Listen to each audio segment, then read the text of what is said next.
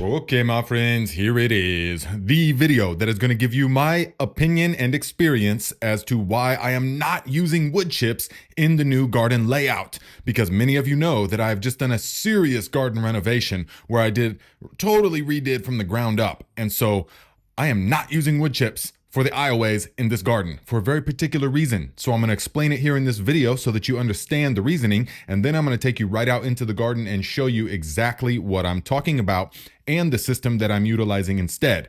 Because the system for this garden must be resilient. The name of the game here with these beds is resiliency, because we are in northern Indiana, zone 5/6. And that means that we can have monsoon type rains or we can have total droughts as well. So this bed design, this garden layout has to be prepared to handle both. And this layout is maximum resiliency, as you will see. So my disdain for wood chips began many years ago when I started using them as a mulch, where you see all over YouTube, people are using wood chips everywhere. But my experience was not the same. Everywhere that I used wood chips as mulch and used wood chips in general, nothing really seemed to grow that vibrantly. Everything was kind of yellow. Everything kind of looked like it was starved of nitrogen. And so then began the cascading years of investigating and experience and observing. And now, many people will say that this is a myth, but I'm going to say that it's not. It actually, so long as wood chips are decomposing, they are tying up the nitrogen. Listen, guys, in the garden, the engine of decomposition is bacteria, and the fuel, the gasoline for that engine is nitrogen. And so long as the bacteria are digesting the wood chips, they are going to temporarily tie up the nitrogen that is in the soil, that is in contact with the soil. It's not going to pull it from deep into the earth and start tying it up, but anywhere that the wood chips are in contact with the soil, they will temporarily tie up the nitrogen. Now, I think that the myth came from the misunderstanding that the wood chips consume the nitrogen. They don't, actually. Given enough time, they will release that nitrogen back to the soil in a very plant available form. So in a long term, I'm talking like beyond 5 years, then wood chips really make sense, okay? But in this garden, I will show you many reasons here in a moment why it doesn't make sense anymore. So just a quick recap. Wood chips are difficult to move around. They're kind of unpleasant to walk on. They tie up the nitrogen in the soil so long as they're breaking down, and they take forever to break down. Did I mention they're really difficult to move around? So what am I using instead? I'm using straw. You will see here the system that I'm going to use for straw for these aisleways and for everywhere that I can, because the straw is very lightweight, very easy to move around. You can get a whole trailer of straw for super cheap here in Indiana. It's like $3 a bale. And so you can move it around. The bales are real easy to stack and to spread around and everything like that. And they are very pleasant to walk on, very pleasant, and they will hold on to lots of moisture. The wood chips do as well, but the straw is going to break down so much faster and become plant available. You will see the system here in just a moment, and it will all make sense. So I'm going to take you out into the garden and show you exactly what I'm talking about and my system of thought. And then when we come back, I'm going to tell you the one mildly tragic reason that I'm actually using straw and not wood chips, the overriding reason. And I've got kind of a special announcement to make for you guys watching this video, the Inner Circle tribe. Okay, my friends, check it out. So as most of you know, because you watched my last video about the garden renovation, this is what we did. So we laid the garden beds down like this and then took the aisleways and shoveled them into the actual beds. This is a really good system because it gives us this middle part here that is actually all the way down to like the sort of hard pan. We took off the top 6 to 8 inches of leaf mold and topsoil and real nice fluffy garden soil, put it into the beds, and then we're left with this sort of recessed area here in the middle. That's going to allow for great drainage. So if we get them floods, we'll have that drainage. Now we're going to utilize straw. And here in Indiana, we get the straw like this, about $3 a bale, and it comes in flakes or leaves, whatever you want to call it, depending on where you're at. And the best way to do this, if you're doing it in the aisleways, guys, is to take the flakes apart like this and to mat them on top of each other, kind of like the shingles of a roof. You want to really make sure that they get in there good and that they're overlapping. Don't worry that it looks kind of staggered and jagged. That's all going to settle down with time. Just make sure that it's nice and tight up against the wood. That's because a lot of people will have weeds coming up where the wood and the straw interface meets. So that's what you want to make sure. So here we are in November on part of the garden. We were doing it in November on snow. You know, stuff's real cold, but we got it up against that wood, okay?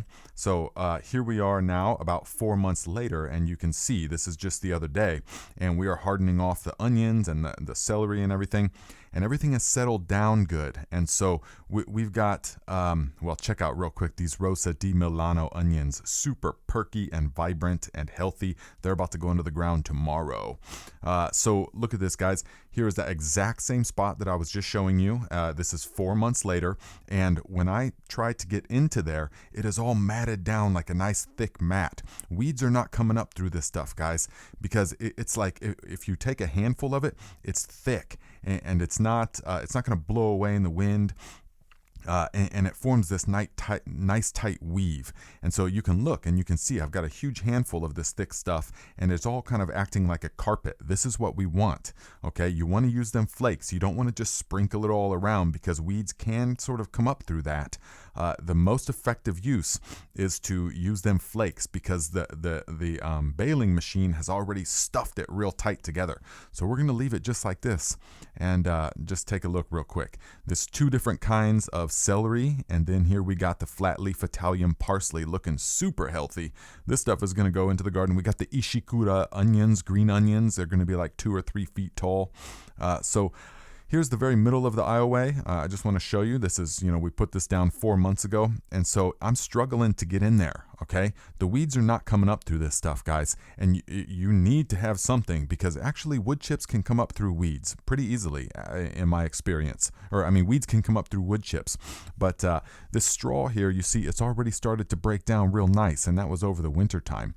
But in the summertime, it's going to break down. We're just going to keep each season, we're just going to add more straw. It's going to become a nice thick spongy mat that is going to hold on to nutrients that is draining out of the beds, and it's going to decompose and provide carbon and organic matter to all of the plants.